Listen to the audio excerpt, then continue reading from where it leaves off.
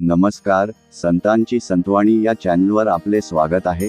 दररोज नवीन अभंगांचा भावार्थ जाणून घेण्यासाठी संतांची संतवाणी चॅनलला सबस्क्राईब करा, फॉलो करा, शेअर करा, लाईक करा आणि आपले संत साहित्य, आपली संस्कृती जास्तीत जास्त लोकांपर्यंत पोहोचवण्यासाठी मदत करा. आजचा अभंग जगद्गुरू संत तुकाराम महाराज यांचा.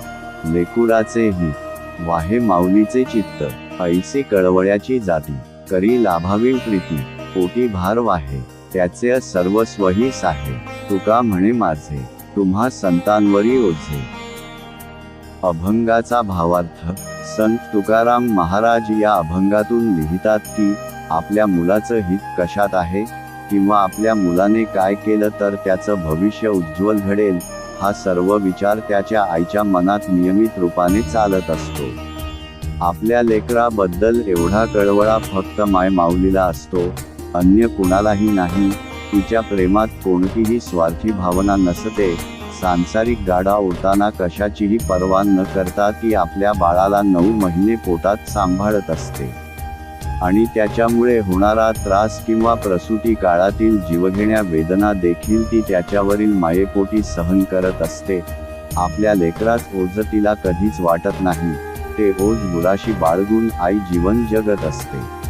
हे सांगताना शेवटी आपल्या अभंगात तुकोबाराय सर्व संतांना अनुसरून म्हणतात की जस आईचं आणि मुलाचं नात आहे तसंच आपल्यातील नातं दृढ राहू द्या आणि इथून पुढे माझ्या संपूर्ण जबाबदारीचं ओझ तुमच्या सारख्या दयानिधी संतावर आहे. हा अभंग अत्यंत उच्च कोटीचा असून यात तुकोबारायांनी संताचे दयारूपी मन आणि आईची आपल्या लेकराबद्दल असणारी माया सांगितली आहे. तुकाराम महाराजांनीच नाही तर सर्व संत मंडळींनी देखील आपल्या अनेक अभंगात वडिलांपेक्षा आईला जास्त महत्त्व दिलेलं आपल्याला पाहायला मिळते. उदाहरण द्यायचं झालं तर संत नामदेव महाराज देखील एका ठिकाणी संत सावता माळी यांचं वर्णन करताना लिहितात. धन्य त्याची माता, धन्य त्याचा पिता, साठविला दाता त्रैलोक्याचा. या अभंगात सुद्धा वडिलांपेक्षा आईचा उल्लेख आपल्याला अगोदर दिसतो. तुकोबाराय देखील असाच उल्लेख आपल्या एका अभंगात करतात. आपुलिया हिता जो असे जागता, धन्य माता पिता तयाचिया. अशा प्रकारे संत साहित्यात अनेक ठिकाणी आईला महत्त्वाचं स्थान देण्याचं काम संतांनी केलं आहे. महाराज या अभंगाच्या प्रारंभी लिहितात, लेकुराचे हित वाहे माऊलीचे चित्त. आपल्या मुलाबाळांचं चांगलं व्हावं हे प्रत्येक माय माऊलीला वाटत असत. आपलं मुलं हे वाईट मार्गाला जाऊ नये, ते निर्व्यसनी राहावं. याकरिता बालपणीपासून त्याला योग्य संस्कार देण्याचं काम आई ही मोठ्या हिमतीने करत असते. आपल्या मुलाचं हित कशात आहे हे तिला कळत असत आणि म्हणून तिच्या मनात नेहमी आपल्या लेकराच्या हिताचा विचार केला जातो. या सर्वामध्ये तिचं आपल्या लेकराबद्दल असणार प्रेम स्पष्ट होत. म्हणून महाराज दुसऱ्या चरणात लिहितात, ऐसी कळवळ्याची जाती, करी लाभावीण प्रीती. 2.2. जगाच्या पाठीवर निस्वार्थी प्रेम करणारी फक्त आई असते. बाकी सर्व नाती ही स्वार्थाने जोडली जातात.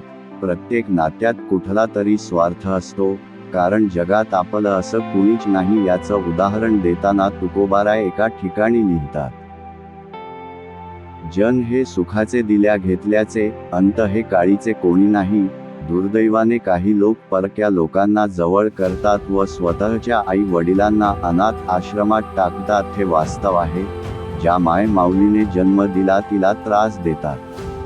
हे कृत्य कुठतरी बंद व्हायला हवं. हे सर्व करताना एकदा त्या माय माऊलीचे कष्ट, तिने आपल्या जन्माच्या वेळी सहन केलेल्या वेदना याची जाणीव करायला हवी, कारण तिने आपल्या मुलाकरिता प्रसूती काळात खूप त्रास सहन केलेला असतो. तो कसा तर महाराज अभंगाच्या 3ऱ्या चरणात लिहितात, पोटी भार वाहे, त्याचे सर्वस्व ही साहे. 9 महिने 9 दिवस पोटचा गोळा सांभाळणं, त्याचा अजिबात भार न वाटू देणं, त्याची जीवापाड काळजी घेणं, या सर्व गोष्टी मोठ्या कठीण असल्या तरी देखील याला सोप करण्याचा प्रयत्न ती माय माऊली करत असते.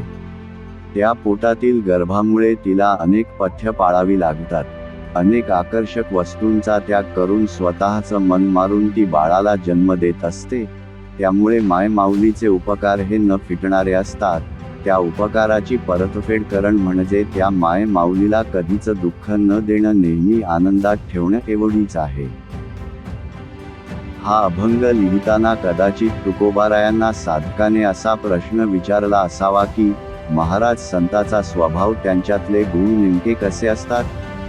तेव्हा तुकोबारायांनी आईच्या प्रेमाची उपमा देत संताचा स्वभाव हा माय माऊली सारखा असतो हे सांगितलं असावं.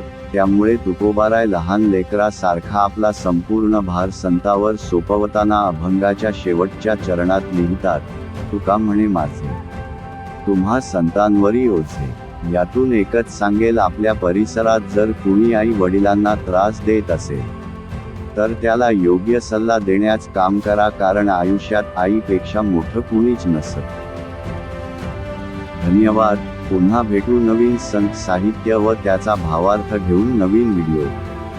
बोला पुंडलिक वरदा हरी विठ्ठल.